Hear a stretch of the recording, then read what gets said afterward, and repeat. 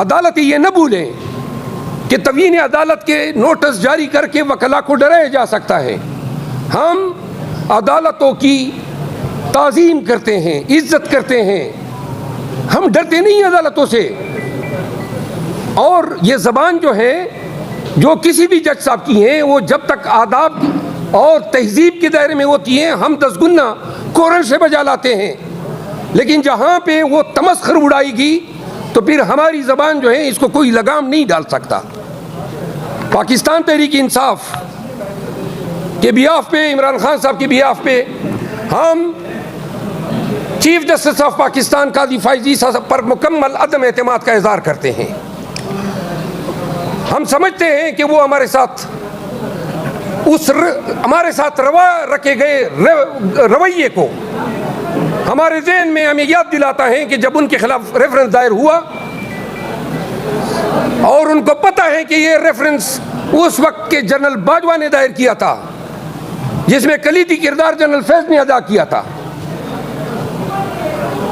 लेकिन वो जब चीफ जस्टिस बने तो हमने इसको रिग्रेट किया। हम चाहते थे कि हम निज़ाम के साथ, अदालतों के साथ चलें और तलखियों को बुला दें। इलेक्शन हमारे इंट्रा पार्टी पेशावर में हुए थे, तो यूं इस टेरिटोरियल जुरिस्डिक्शन की बुनियाद में हमने पेशावर हाई कोर्ट में चैलेंज किए। सिंगल जज साहब चूँकि छुट्टियों में मौजूद थे, पेशावर हाई कोर्ट में रिट 2 जज साहिबान सुनते हैं। छुट्टियों में अगर डीबी ना हो तो सिंगल जज सुन सकता है। हमारा मैटर सिंगल जज साहब के सामने लगा और सिंगल जज साहब ने फरीकेन को हमारी पिटीशन को सुनने के बाद उसमें हुक्म इम्तनाई जारी किया। 9 तारीख को हमारा केस लगा हुआ है मेन, जो डिवीज़न बेंच के सामने आएगा। इलेक्शन कमीशन को जल्दी पड़ गई कि क्यों कर इनको बल्ले का निशान मिला, तो उन्होंने जनाब दोबारा दरख्वास्त लगाई कि जी जल्दी सुनवाई हो।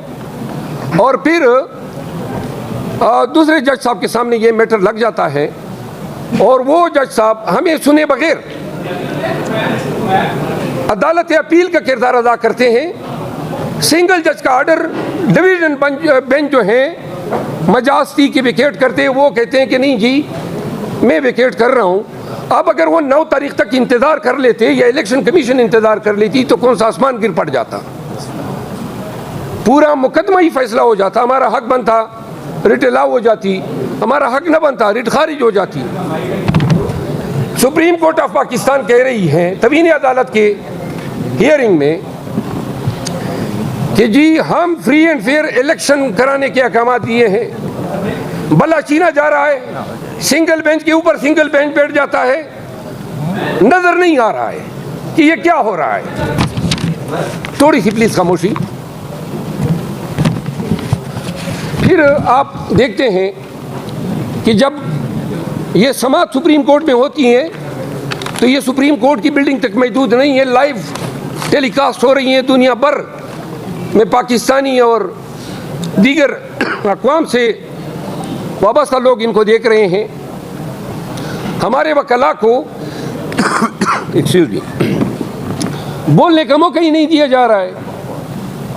आप देख रहे हैं बार बार ठोका जाता है, बार बार सवाल, और जब बात करते हैं कि जी आप तकरीर मत करें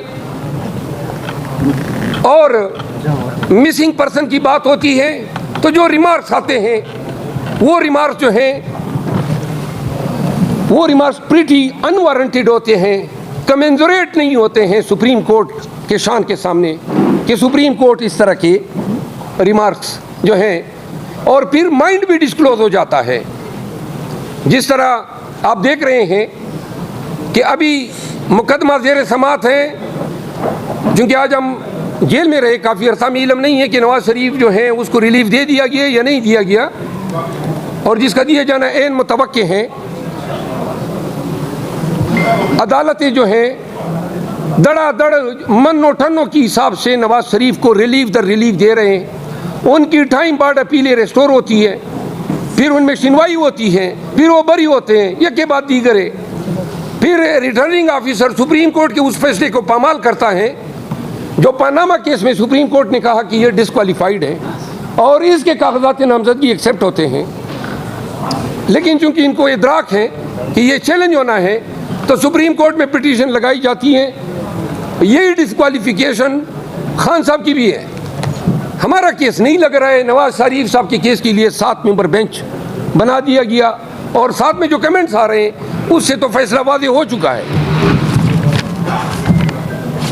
सुप्रीम कोर्ट ये भी नज़रअंदाज करती है कि ये वो शख्स है जो 4 साल मुजरिम इश्तिहारी रहा और जब पाकिस्तान आता है तो रेड कारपेट वेलकम किया जाता है, मीनार पाकिस्तान में जलसा कराया जाता है और फिर पूरा निज़ाम नवाज शरीफ के आगे सरनगू हो जाता है।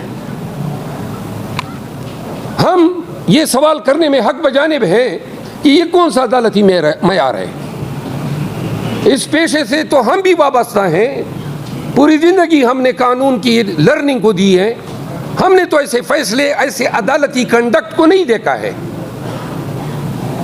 और अदालत ये न भूलें कि तवीन अदालत के नोटिस जारी करके वकला को डराया जा सकता है। हम अदालतों की ताज़ीम करते हैं, इज्जत करते हैं, हम डरते नहीं अदालतों से। और ये ज़बान जो है, जो किसी भी जज साहब की हैं, वो जब तक आदाब और तहजीब के दायरे में होती हैं, हम 10 गुना कोरन से बजा लाते हैं। लेकिन जहाँ पे वो तमस्खर उड़ाएगी तो फिर हमारी ज़बान जो है इसको कोई लगाम नहीं डाल सकता। पाकिस्तान तहरीक इंसाफ के बिहाफ पे, इमरान खान साहब के बिहाफ पे हम चीफ जस्टिस ऑफ पाकिस्तान काजी फैज़ी साहब पर मुकम्मल अदम एतमाद का इज़हार करते हैं। हम समझते हैं कि वो हमारे साथ हमारे साथ रवा रखे गए रवैये को हमारे ज़हन में हमें याद दिलाता है कि जब उनके खिलाफ रेफरेंस दायर हुआ और उनको पता है कि ये रेफरेंस उस वक्त के जनरल बाजवा ने दायर किया था, जिसमें कलीदी किरदार जनरल फैज़ ने अदा किया था, लेकिन वो जब चीफ जस्टिस बने तो हमने इसको रिग्रेट किया। हम चाहते थे कि हम निज़ाम के साथ, अदालतों के साथ चलें और तलखियों को बुला दें, लेकिन हम एक तरफ देख रहे हैं उदय भी पेपर मिल का फैसला आता है इसी अदालत से, फिर हम ये देखते हैं कि सुप्रीम कोर्ट के 5 मेंबर बेंच ने मिलिट्री कोर्ट्स के जो ट्रायल हो रहे थे, जो कानून साजी की गई थी आर्मी एक्ट 1952 और 1923 के जो एक्ट हैं जिसके तहत साइफर के ट्रायल हो रहे हैं, उन कवानीन को कलअदम करार दिया, ट्रायल को जो है वो कलअदम करार दिया और मिलिट्री ट्रिब्यूनल को खिलाफ कानून डिक्लेयर किया। ये वो फैसला था जिससे रूल ऑफ लॉ को इस्तेहकाम मिला।